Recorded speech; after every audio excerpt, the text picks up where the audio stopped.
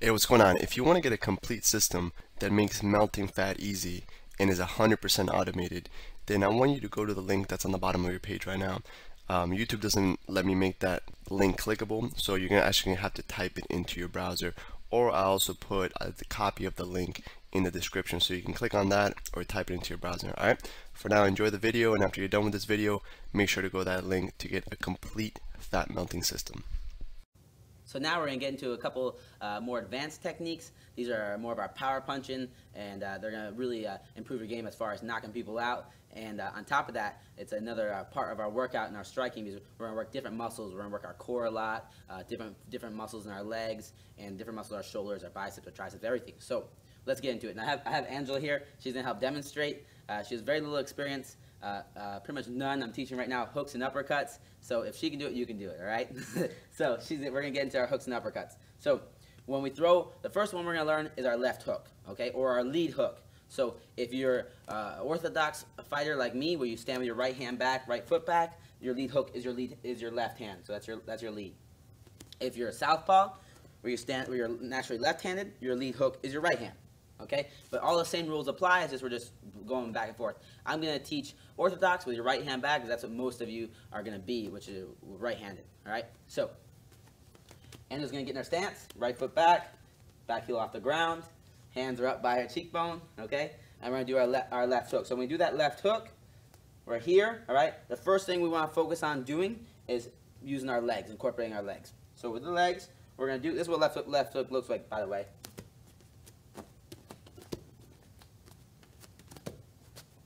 All right, very simple. So left hook, we want cheekbone level, elbows down. When we throw this left hook, the first thing we want to focus on doing is twisting our lead leg. All right. Now this is the one of the exceptions where that back heel is going to go to the ground. So first step we're going to do, back heel to the ground.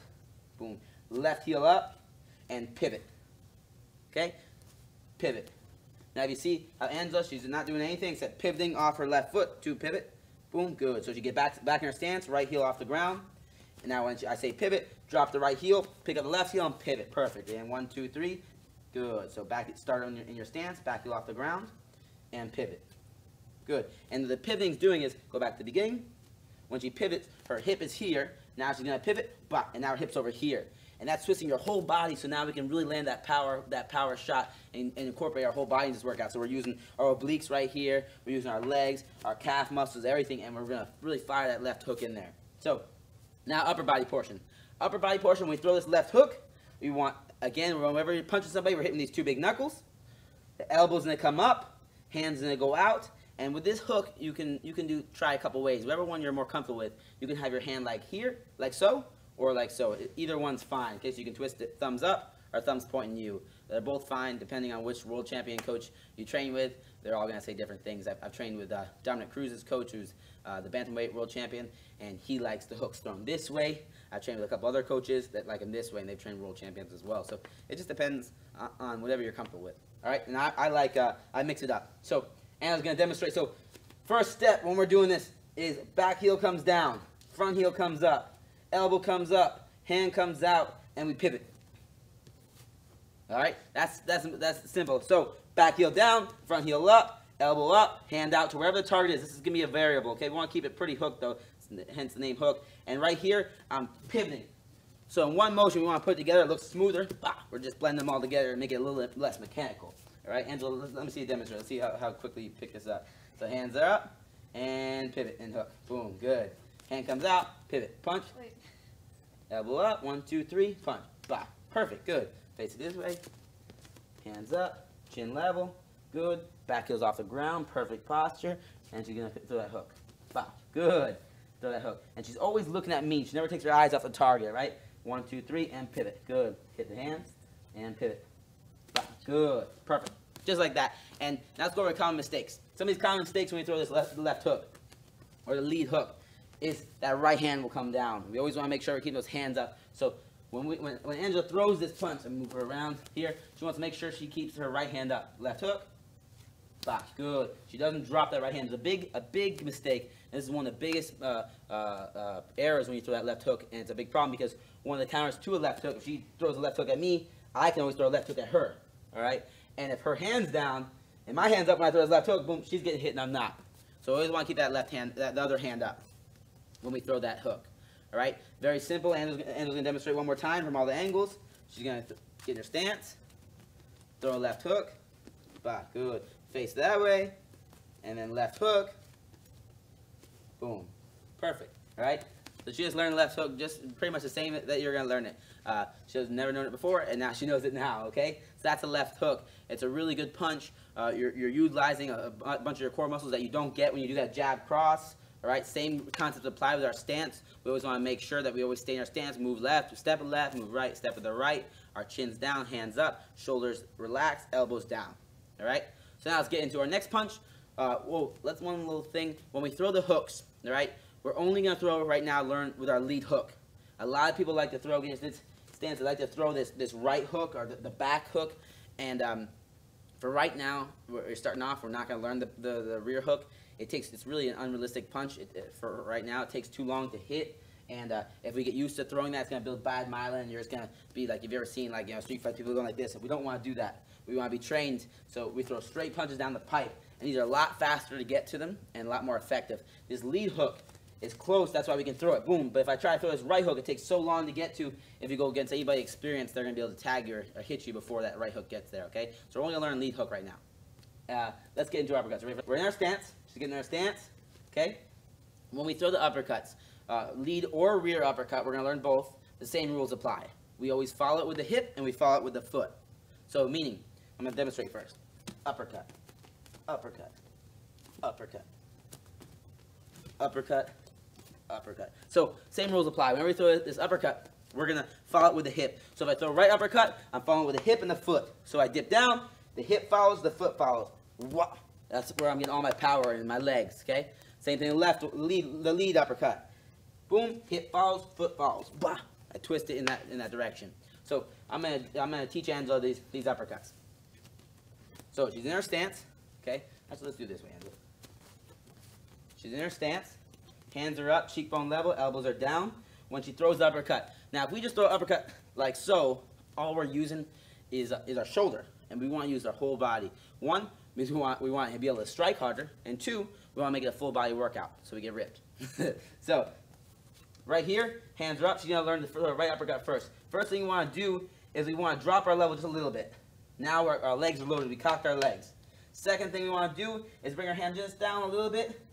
And third thing we want to do is fire the hip forward and twist that right foot as we throw the uppercut up. Bah! Just like so, okay? So in one motion we go down, up.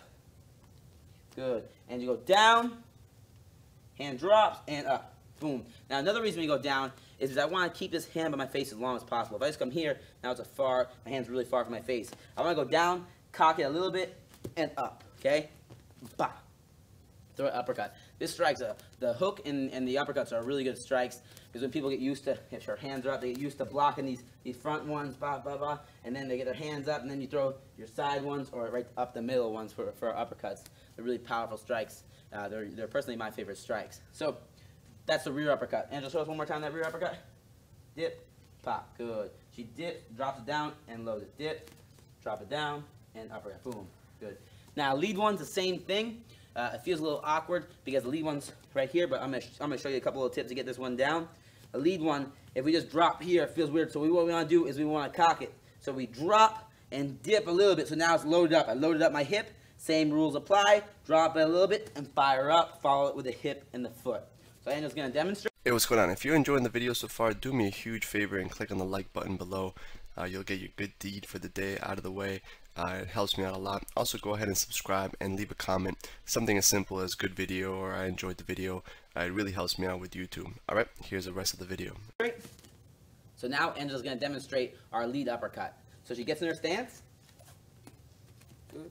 Back heel's off the ground. Perfect. Her hands are up. So she's going to lower her level and cock this left side. So lowers her level and see how she loads up her hip and her shoulder. Now she dips it down a little bit, and at the same time she's gonna follow her hand up with her shoulder. With her foot and her hip. 1, 2, 3, up, bah, just like so. And her right hand stays up. She's not making that common mistake where her right hand drops. So do it again, Angela. Let me see. Dip and up, bah, good. Dip here and up, boom, good. You want to drop that hand a little bit because if you just dip and here, you're not gonna hit anything. Yeah, here, drop it down and come out. okay? You might come out, but the target's going to be in front of you. So, and as we do it one more time. Bah, better. Good.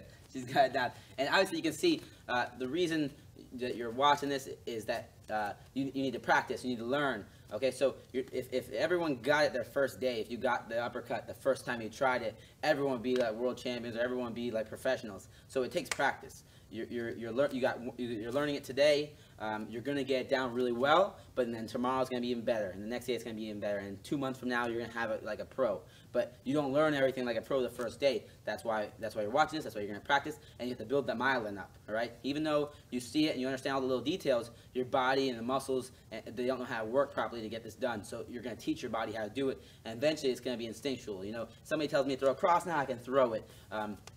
Angela, we just did the jab cross last time. Angela, let me see that right uppercut. She's gonna throw a better right uppercut than she did last time. All right. So the right uppercut here, she's gonna dip down and pop it off. Bah, perfect. All right. Now you see that little common mistake she made.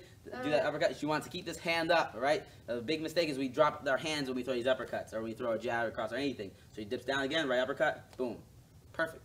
Okay. So that's our left uppercut, our right uppercut, and our left hook, or our lead hook. So we got lead, uppercut, rear uppercut, and lead hook. These are really dynamic strikes. If we're in our stance, I'm boxing Angela right now. I got my straight punches now. We learned our jab cross. I have my uppercuts. I have my hooks. Boom. So we can mix it up now. It's a lot harder game for other people to stop. And on top of that, we have a more dynamic game, so we can use our full body and get a full body workout every time we do these things. So we're working in all areas of our abs, all areas of our legs, all areas of our shoulders and our arms, our biceps, our triceps, everything. All right. So let's go into detail now. A little bonus. And their stance. I'm gonna have you right here. Get your stance back off the ground. Perfect. A little detailed bonus I'm gonna show right now is key points to hit somebody. So since we're training, since you're learning how to strike, you might as well learn where to hit somebody. These are really good for self-defense. They're really good for competition, not just punching at the face and punching at the stomach and the body. I tell my students all the time that we never aim for the head and we never aim for the body. Never. It's pointless. There's no reason to train. People that that don't train and go to if somebody goes to fight Angela, they're gonna try to punch her in the face and punch her in the body. We're never gonna punch to the face or the body. We're gonna punch specific areas. So I'm never gonna punch the face. I'm gonna punch to the nose. I'm going to punch the chin. I'm going to punch the edge of the chin. I'm going to punch the temple. I'm going to punch behind the ear or at the ear. I'm going to punch the liver, the kidneys, the middle of her solar plexus, knock the wind out of her. I'm going to punch specific areas. So we have our liver, our nose, our chin, temple, all these places. So the nose is one of the key places we're going to attack. If you hit the nose, when you hit the nose, it's gonna make your eyes water. If you break it with our jab, our cross, our hook, or uppercut, any of those, it's gonna do a lot of damage, and it swells up so they can't see. Second place we have is the chin. Chin knocks people out really easily. And one of the reasons is it's a real high leverage point to hit, and what happens is your bones connects over here, and it acts like it hits, and it causes your brain to rattle inside, and that's how people get knocked out. Your brain sits inside liquid. And then there's a skull. And if your brain gets hit so hard that the brain goes through the liquid and hits the skull and bounces back, that's how you get knocked out. And the chin's one of the key places you want to hit to knock somebody out. So we want to aim for the edge of the chin. We want to aim for the eyes. If we can hit somebody with 2 knuckles in the eyes, it's going to blind them in that eye.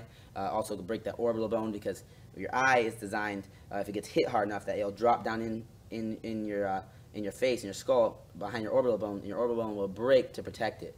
So that's your body's designed to protect your eyes. Your eyes are one of your key elements of life. You have to have your eyes. So hitting the eyes, hitting the temple, right, anywhere around the ear is going to cause serious damage, and also on top of that, it's going to be a lot easier to knock you out and knocks off your equilibrium.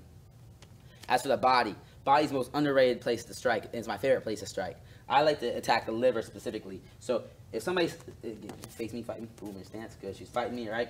The liver is always on the right side of a person. So it's on my right side.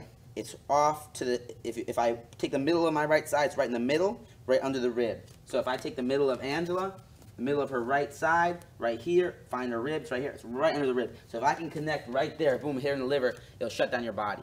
It's the most painful place. If you ever see somebody getting hit in the liver, they get hit and they can't move, they fall to the ground, it's crazy bad. Also got the kidneys, which are right behind like the love handles, right here, and it causes you to pee blood, and the sternum, right in the sternum, it hits somebody, knock the wind out of them, okay? We want to hit the specific areas. We're not just aiming for the body, liver, sternum, kidneys, soft spots, which are all on the side right here under the ribs, very soft, and they hurt a lot. So these specific areas are points we want to attack with our jab, our cross, our hooks, and our uppercuts. Right? So it's really crucial that we attack those points. So for drilling, I want a total of 100 strikes. It can be 100 of either uppercuts or hooks. Either one of those, you're gonna do 100 of them, and you're gonna drill them on. We have Bob here, so we can go over specific points to attack: the chin, nose, the liver, everything like that. If you don't have something like Bob, you just have a bag. You just want to focus on hitting specific points in the bag. So instead of just hitting the bag, I want to hit the edge of the E right here, or that yellow spot, so we get good accuracy. Because accuracy is key. If you're really accurate, you can. It's a lot easier to knock them out than just being really powerful. Because if we're powerful and we're hitting people, on the top of the skull and the forehead and stuff, we're gonna break our hand and we're not gonna knock them out. But if we're accurate, we can be a lot weaker person and hit somebody in the perfect spot and they're gonna go to sleep. So Angela's gonna show us. We're gonna drill. She's gonna do about 10 of them, but it's 100 strikes, perfect practice. Okay, so she's in her stance. She's only allowed to throw uppercuts and hooks. So she's only attacking those key points like the chin, the nose, the ear, the liver, the sternum. So she's going to give me a left hook to the chin, left hook to the chin. Bah, and she rotates on her lead foot. So let me see it again. 1, 2, 3. Bah, good. She's going to give me a right uppercut to the chin right here. Bah, excellent. Left uppercut to the liver. Bah, so you want to do little things like that. Just 100 strikes. And again, we're just building up that myelin, so it's automatic. We don't have to think about it. We just throw those strikes in there. So now we're going to get into a technique or a drill I like to do that's going to strengthen these muscles so we can punch harder, faster, and just get in a better shape. So what she's going to do are sit-up twists. And I like to do this around the bag. You can do anything. You can lock your legs around it. So she's going to lay down, lock her legs around the bag, and it's going to really strengthen all those muscles that it takes in your core for you to really get that twist and that fast pop-off. So what she's going to do is we can do anywhere from 25 to 100, whatever you're comfortable with. I like to do 50, so we're building up that myelin for the twist. So she's going to come up. She's going to keep her hands up the whole time, so we always get trained and keep our hands up high. And she's going to sit up, throw a right hook, go down. Bah, good. Keep that elbow up. Sit up, left hook, down. Good. And she's really focusing on twisting that body so we can get those abs and those obliques. Up, hook, bah, and down. Up, and see how her hands are up the whole time. Back up. And back up, and she's just going non-stop, working those abs and working that twist. So we're really strengthening it so we can get those power shots in. Good job, Angel. So she's good. She has those hooks in. Just do that. It's really going to help strengthen you. It's going to give you an awesome ab workout and core workout for you to get better at these punches. Hey, real quick, one more thing before you go. I want to make sure you know that there is no correlation between how hard you work and how much fat you melt, or how much muscle you build. Alright, there's enough science, enough data out there that there's absolutely no correlation between hard work and results. Alright, there's a difference between movement and achievement. Alright, if you want to learn my best tips, what I call the 5% hacks that allow you to get maximum results, maximum fat loss, maximum lean muscle gain, I want you to go to the link that's on the bottom of this page, or you can click on the link in the description. Alright, you're going to get a complete system for melting fat in an intelligent and streamlined system. I'll see you there.